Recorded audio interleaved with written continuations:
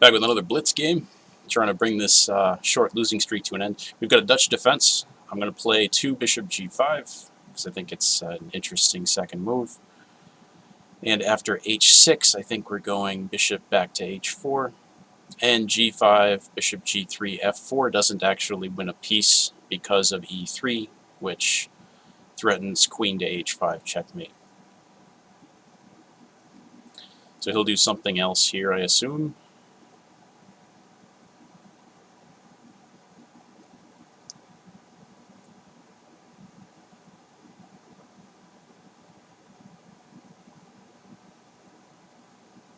What am I going to do after a move like bishop to g7, though? What's my next... no one ever actually plays this way against me in the Dutch. Maybe just e3, hitting the f4 square a second time, and threatening queen h5. He'll play knight f6. Yeah, why not e3? And then maybe I can stick this bishop on e5 and threaten to capture this square.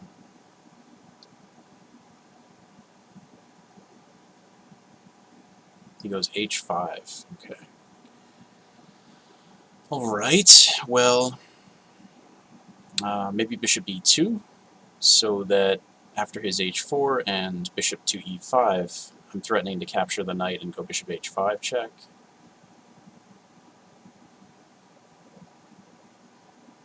Looks reasonable to me. I can also threaten this f5 pawn, which have to be defended probably by e6. Okay, but I want to stop using up so much time because I keep losing these blitz games by getting myself into really hot water under time pressure.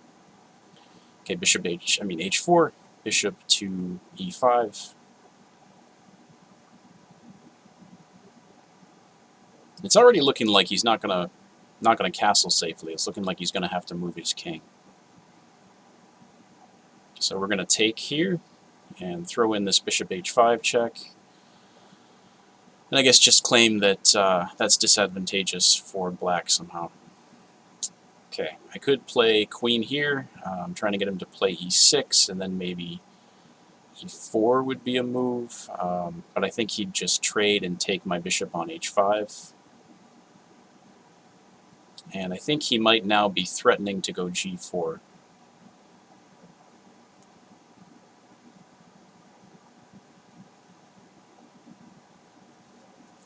Shoot, I'm not sure.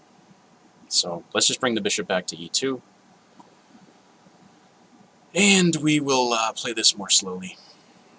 Okay, we're going to go knight h3. I think if he plays g4, putting that knight on f4 will be pretty good. He can play c5 to try to get me to capture, so he can play bishop takes b2 if he wants to. Knight c6. Alright. I think we're going to go this knight to d2, and then bring it up to c4 and hopefully e5 later. Oh, we can't play c5 anymore, so maybe we're just going to do this instead. We'll play c4 and knight c3.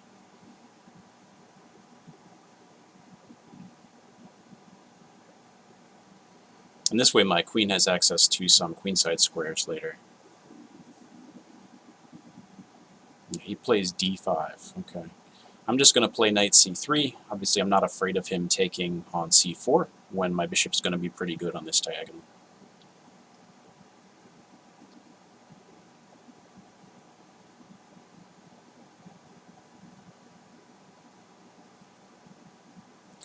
And there's a little danger in castling kingside, which is that he's already got a ton of pawns advanced over there. But I think as long as I make sure I have the option to make the center explode when that happens, I should be alright.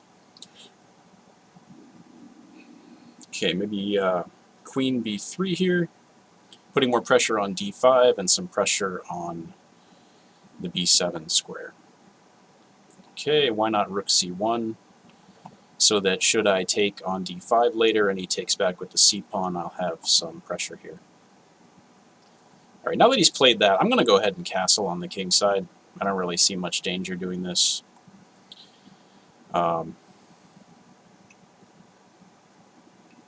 and we'll be looking to exploit his weaknesses on the queen side. Maybe this rook over to d1 to guard d4, which might let me play the move e4 later on. Got to play faster. Stop getting bad positions because of time pressure.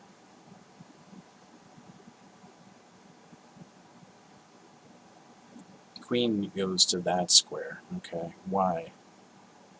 Does he want to play? He wants to play e5, I guess.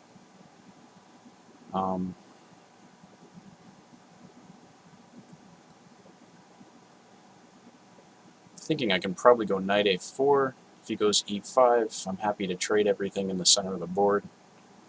I don't see a problem there. Ah, shoot. D takes c4.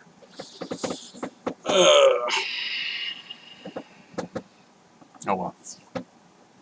The problem is that once I retake on c4, he's going to have the move b5.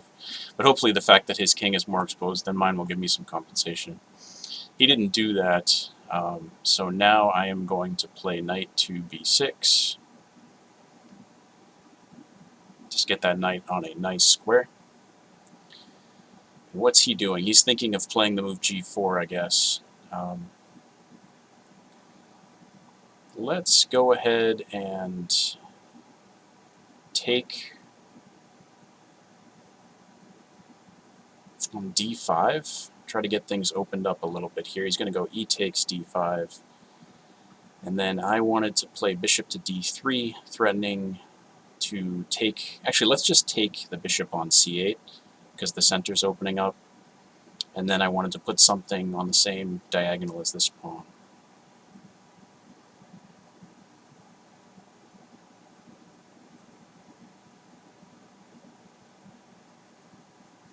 I guess we'll make it the bishop. My opponent can play g4 now, yeah. And then after knight f4, maybe he's winning a pawn. Maybe.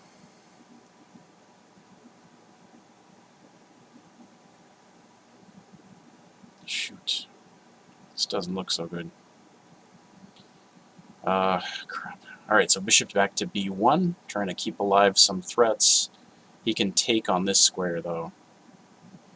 I'm going to play this instead and threaten the queen.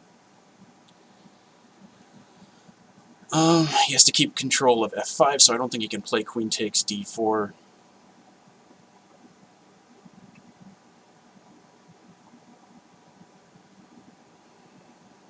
I still have that the black queen is more exposed than the white one, but I have no time to figure out how to use that. So that's a problem. We're going to take like this. He's going to do something. Alright, so then why don't we play this and shuffle things over to the H file, if I can do that. And I still have an attack on this b7 pawn that'll be good if we trade rooks on the H file.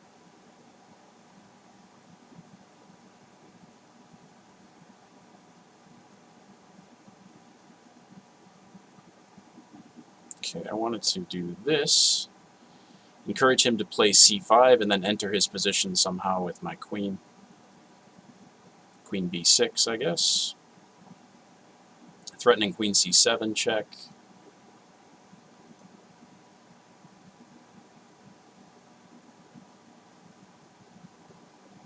Yeah, I mean, I think I'm once again doing fine here. Just got to make sure I play fast enough that I don't lose everything on time. Check.